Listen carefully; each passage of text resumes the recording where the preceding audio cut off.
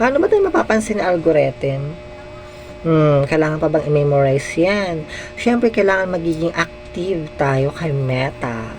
Ayun lang. So, ano ba yung mga tips natin para magiging active tayo?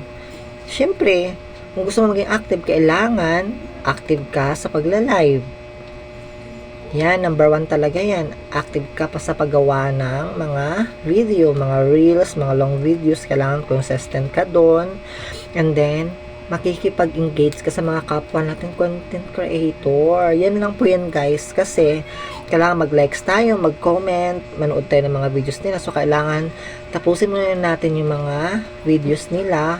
And then, saka tayo mag-like and comment. So, kailangan yung comment naman natin is related dun sa mga videos na pinapanood natin. So, yun lang.